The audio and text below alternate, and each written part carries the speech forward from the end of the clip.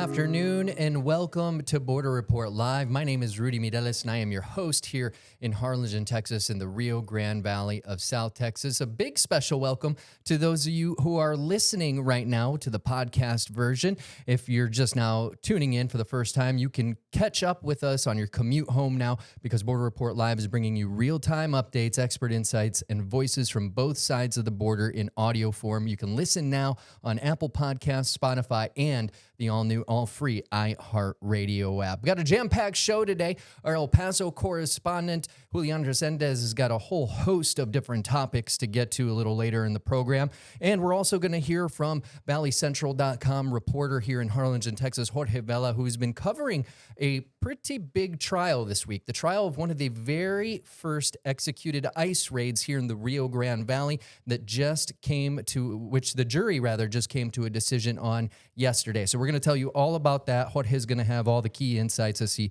sat through the trial for the last few days. So we're looking forward to that. But first up, we wanted to show you this. It's a tweet on the social media platform X, formerly known as Twitter, from Homeland Security Secretary Kristi Noem, who said in the tweet, in less than 200 days, 1.6 million illegal immigrants have left the United States population. This is massive.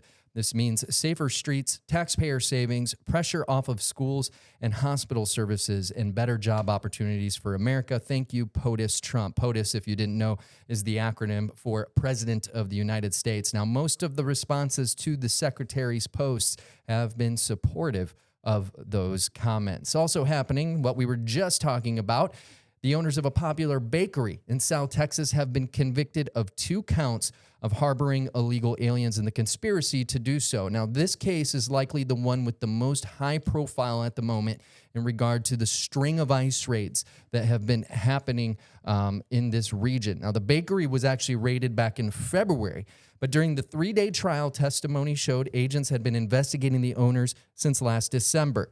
Leonardo Baez-Lara and his wife, Alicia Avila Gel, both legal permanent residents, have owned the bakery since 2012. When it was raided, agents say they found 8 bakery employees who were undocumented immigrants and that they were living in a small apartment next door. And now it's time to bring in KVEO reporter Jorge Vela, who's been covering this trial, and he joins us now to talk about testimony. Hey, Jorge. No, definitely. This was a fascinating case. I believe day 2 was the main pivot of this case. That day we heard from Dylan Duke. He's the Homeland Security investigator who started the investigation. He said how he started this was with a December 19, 2024 tip where they said there were several people in that house that there were stashed, including minors.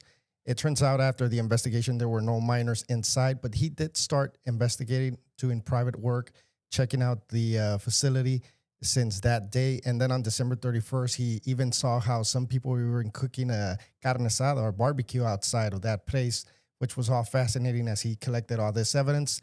Then in February, he said they went in February 14, they went in, they talked to the people there, they asked for information, and that's when they went to the apartment adjacent to that bakery. And they actually even talk about how everybody was cooperative. All the people inside there, the owners got there like 20 to 30 minutes after the agents were there, and they didn't even have a key to go inside, so they had to ask the people living in those quarters to give them the access to that. And so that was a pivotal part of the case. The defense did try to prove that the people were cooperative. There was no altercations there, which Agent Duke did provide that information. That was true. However, the 2 testimonies after that, the 2 witnesses provided by the prosecution were Gerardo Emanuel Sanchez Martinez, who was one of the undocumented workers who was caught at that time. He was a baker from Mexico. He came from Ciudad Victoria. He had been baking for 16 years. But and the defense did prove that he did come by his own. There was no conspiracy to bring him by part of the bakery owners. However, when he did get here to the United States after arriving through Matamoros, there was information he got that there was a seasonal baking job. And remember, this was back in November, December. And like he said, a bakery in the United States, he didn't know where Los Fresnos was. He didn't know about Abby's Bakery, was looking for seasonal bakers. And that's when somebody told him about this job. He went to Los Fresnos. He asked the owner, which was Leonardo Valles, for the job, and he was immediately offered the job. And he was told at the same time he could stay to the adjacent apartment where there was about 5 to 6 people living during most of the time. So he started working there since November.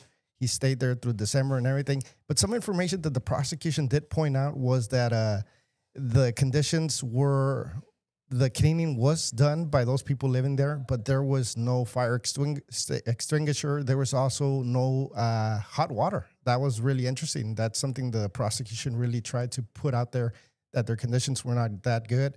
And he was never asked for any documents or anything by Mr. Valles. He did provide that in testimony, Mr. Martinez.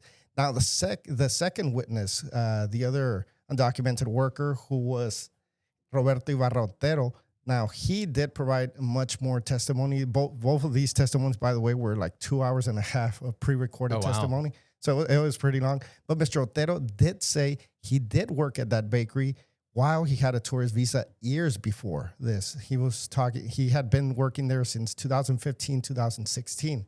So that was really, really remarkable. However, he did get deported as he didn't have the COVID vaccine in 2021. And in 2022, he decided to come to the United States illegally.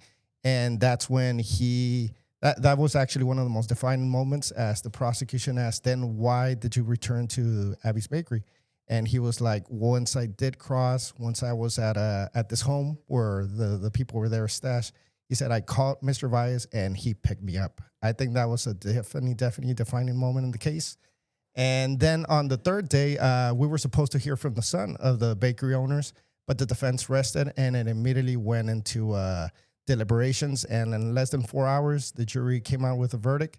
And the family did not look that shook when the verdict was decided. However, the attorneys did, especially the attorney for Mr. Leonardo Valles, Mr. Villarreal. And let's see a little bit of what he said right after the verdict. They were grateful. They hugged me, and we will continue fighting, see what options they have. It sets an example for the rest of the community, and as to the consequences that your everyday actions can have with the people that are closest to you. As you can see there, he was pretty shaken up right after the verdict. He said he felt like all his work and everything they tried to prove, as he said, we were just trying to prove a reasonable doubt, whatever the prosecution, the government was trying to prove. He said he was shaken up. He didn't feel good after that verdict. And also, he provided some insight as to how they always wanted to prove that they were just offering mere shelter and not harboring, especially as they tried to prove to the prosecution that they never forced people to stay there. Mm-hmm. The people were just living there because they wanted to save money and stuff like that. You know, it's pretty interesting that you bring that up, because earlier this week when we were talking about landlord-tenant rights, when the tenant happens to be an undocumented migrant, one of the things that you had mentioned that can really, bring the hammer down on the landlord is, let's say I'm a undocumented individual and I come to you, my landlord, and say, hey, I can't make rent this month. Can I do some odd jobs around the house or, around some of your other properties? And that kind of, that would get a landlord in trouble, agreeing to that, even with the individual coming to them and offering that. So it's very interesting to see that parallel here in a non-housing situation, but, in an actual prosecution. Exactly, Rudy. And I mean, that's what the prosecution said. I mean, they were living there rent-free. This wasn't a normal tenant-landlord relationship. And also even Mr. Sanchez Martinez, one of the undocumented workers, he said he even cut grass for Mr. Valles a couple of times. So there you see those odd jobs in that gray area, mm-hmm. that they sort of speak. And one of the other attorneys, the attorney for Ms. Alicia Villaguel, he also spoke about how he felt after the trial, and also discussed how he believed this sets a precedent for the future. I'm extremely saddened. I think this was a test case, not just for the Valley, but for the country. And like I told the jury, we don't disagree with these laws. We think that these are good laws, but we don't believe that there was harboring in this case. We believe that these were hardworking people, and they employed hardworking employees, and they were just here to make a better living. And I believe that these laws were supposed to target international criminal organizations, stash houses, human trafficking, not bakers who are just trying to make a living and trying to help out friends and family. And again, we go back to that point where they wanted to prove mere shelter, that they were never forced. I mean, the defense did always bring up that these workers on their days off would go to the local Walmart, downtown Brownsville, and just be by themselves. They didn't have to stay there, or they were not hiding, as this bakery is right in the highway in Los Fresnos.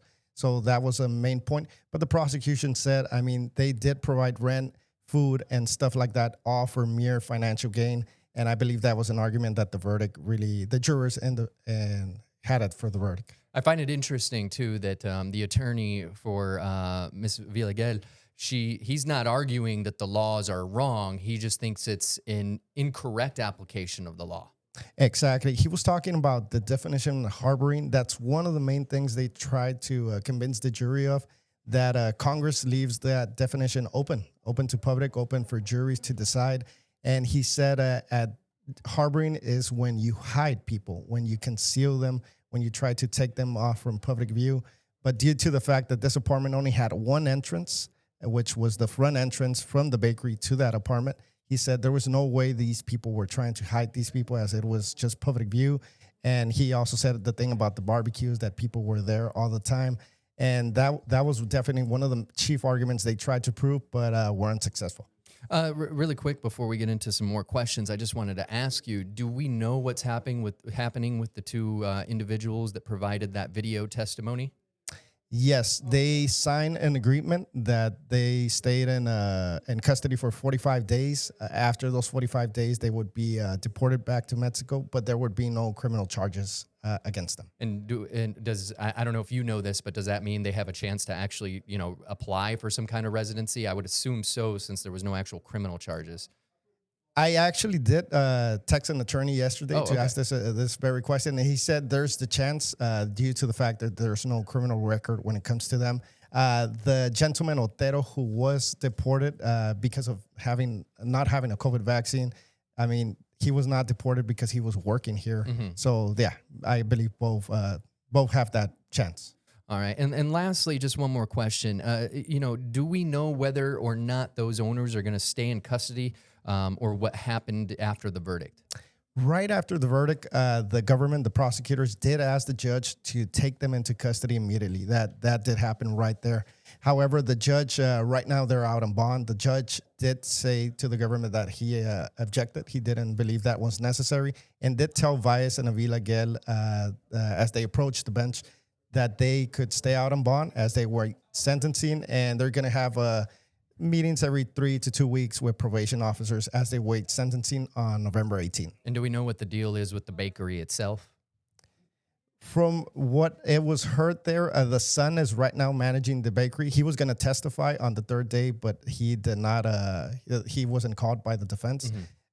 He is going to continue managing that bakery. I know I said last question a few questions ago, but one more, because I thought it was really interesting. You said the son was supposed to provide testimony for the defense.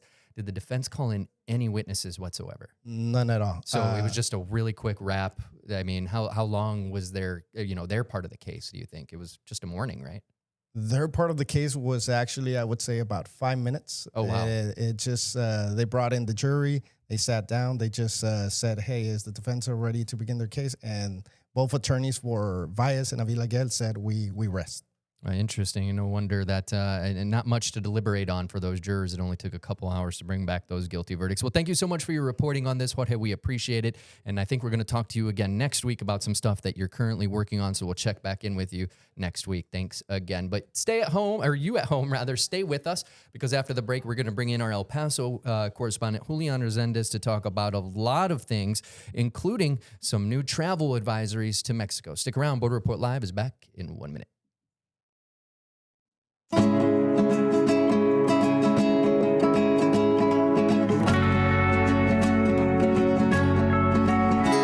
Welcome back to Border Report Live. My name is Rudy Mideles. I'm your host here in Harlingen, Texas. Don't forget, you can now catch up and stay informed on the story shaping the U.S.-Mexico border, as we now bring you real-time updates, expert insights, and voices from both sides of the border in audio podcast form. You can listen now on Apple Podcasts, Spotify, and the all-new iHeartRadio app. Time now to bring in our El Paso correspondent, Julian Rescendez. Julian, you've got a ton to talk about today, specifically an interesting story regarding some drones around Mexico City. Fill us in. Really good to be back in the show today. Yeah, it has to do with the recent transfer or expulsion of 26 cartel leaders from Mexico. This happened this week, and it was a follow up to what happened a few months ago, in which 29 cartel leaders were also sent to the U.S. from Mexico. So out of this conversation stemmed an interesting factoid that the Mexican press immediately seized on, and that is that according to Mexico City news media, there have been American drones or aircraft seen hovering around the Mexico City area. So Mr. Omar Garcia Harfuch, whom you see on your screen, Mexico's public safety secretary, spoke to that very recently, and he did confirm that American government drones are assisting Mexican authorities in specific investigations. He did confirm that the drones were flying in an area about 40 miles west of Mexico City.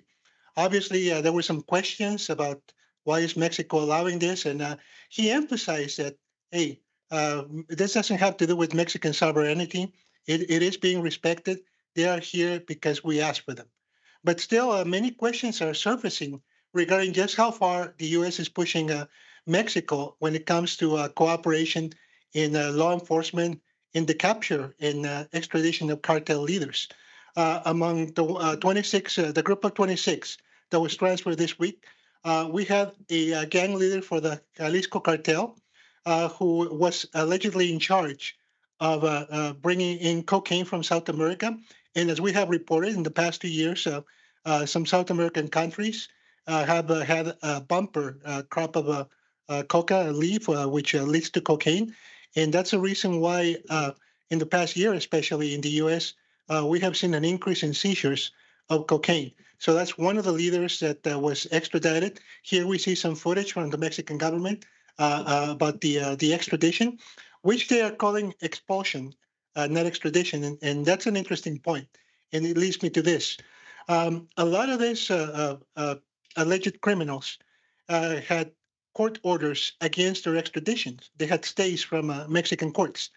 And what the public safety secretary says is that that's kind of like a maneuver, and it's something very dangerous that led to the expulsions. And the expulsions, as opposed to extraditions, mean these people are too dangerous. We cannot hold them in our jails. It's in the interest of Mexico, and it is in the interest of the U.S. that if the U.S. wants them, if the U.S. Also plans to prosecute them, let's send them over there where they will be guaranteed to be prosecuted and possibly be sentenced. Now, specifically, Mr. Garcia Harfuch said that these 26 alleged criminals were running their operations from jail. All of them were incarcerated, but never mind that. According to him, they were still ordering kidnappings, extortion. They were ordering murders, and of course, they were still engaged in either migrant smuggling, migrant extortion and kidnapping, or drug trafficking. And they were organizing it all from the jails. So that's how he justifies the expulsions that took place this week. Now, Julian, I know you said there was some concern with those drones flying over about, the sovereignty of Mexico and its laws and its people. Are there any concerns on the side of these so-called expulsions, right? They're changing it from extradition to expulsion to kind of, get around their laws. Is there any concern about doing that for folks? Really, it's no secret that the Mexican government is being forced to tiptoe not only around its own laws, but around its politics as well. Mexicans in general are very nationalistic. They are very proud of not being the U.S. Um, and with the Trump administration pushing the Mexican government so hard, they're obligated on the one hand to kind of produce results to show that they are really on their own, trying to fight the drug cartels, trying to improve public safety, trying to guarantee that will no longer be corruption. And on the other hand, they have to justify to their public, hey, we are doing this on our own. We are not being submissive to the U.S. The President Claudia Sheinbaum, has said it herself: cooperation, not subjugation or submission. No, actually, I think it's interesting because I think one of the last times, not this most recent time, but a couple weeks ago, we actually talked about something where the U.S. was taking some of these people that were expelled from Mexico and negotiating plea deals with them. And I believe President Scheinbaum actually used the words negotiating with terrorists at that one point. Has there been any word if there's going to be any concern that these people might not face the justice that the Mexican government hopes that these individuals will see? As a matter of fact, the Public Safety Secretary addressed the topic briefly. He did concede, and this is something that a message that has been kind of like there's been a mixed message from the presidency. Hmm. But the Public Safety Secretary did concede that there was an agreement before sending the 29 back in February, I believe, and the 26 this week, that they would not be facing the death penalty. Hmm. And the last time that we spoke, there were serious concerns. Well, why did the U.S. government decide not to seek the death penalty? Is it because they're cooperating? Is it because they're giving them information that they're going to be using, perhaps even against Mexican officials? And this brings some clarity that was negotiated beforehand. But yeah, like I said, and I want to make it clear, Mexico is tiptoeing a very fine line as far as convincing the U.S. that it is cooperating, and as far as telling its citizens, hey, we're just following our own laws and trying to make you safer. Hmm. All right. And you know, I've been hearing also that you've got some reporting on some new travel advisories for folks traveling into Mexico. Can you tell us a little bit about those? Yeah, really. Let's move on to an entirely different topic. The U.S. State Department every so often puts out travel advisories on every country, and this week they updated their travel advisory for Mexico, and there were some surprises that involve you guys out there in the Rio Grande Valley as Hmm. well. Have a copy of the advisory, and it's pretty much telling people to not go to several states, including the border state of Tamaulipas. Tamaulipas and its cities of Nuevo Laredo, Reynosa, and Matamoros border some of your biggest cities down there, Yes, including sir. Brownsville, including Laredo, and Hidalgo County, Hmm. where McAllen is.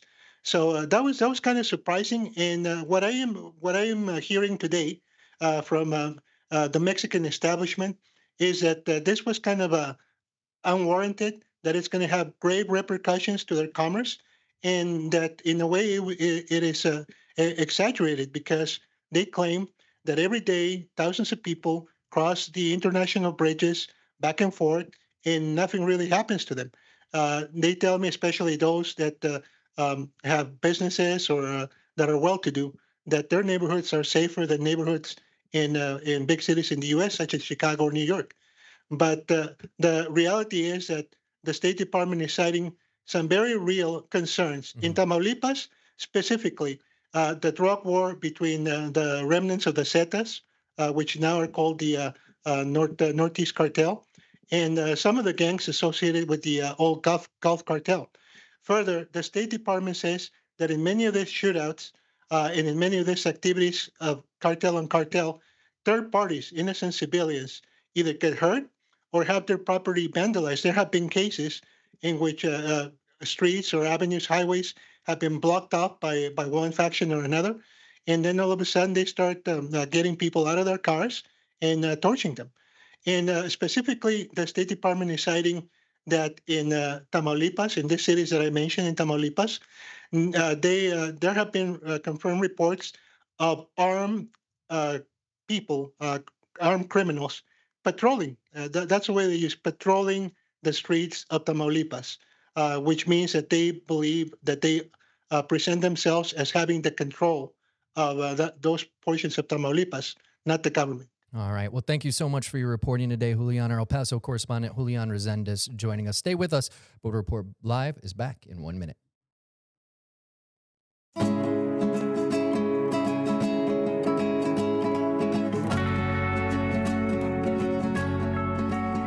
And welcome back to Border Report Live. As you know, from immigration to trade, security to culture, here at Border Report Live, we deep dive into the issues impacting life all along the U.S.-Mexican border. But now you can join us on your commute, in the gym, wherever or whenever you may be available for those expert interviews, on-the-ground reporting, and the latest developments that you're not going to hear about the U.S.-Mexico border anywhere else. You can subscribe to Border Report Live now in podcast form on Apple Podcasts, Spotify, or the iHeartRadio app, so you can stay connected to the border 24 hours a day, 7 days a week. Also, don't forget, we want you to check out our partners at Political Power Ranker. It's a weekly show tracking the movers, shakers, and rule makers in American politics. You can find more on Political Power Ranker at abc27.com or your local Nexstar station's website. That is going to do it for us today. For Julian Rescendez in El Paso, Jorge Vela here in Harlingen, my name is Rudy Mireles. See you tomorrow.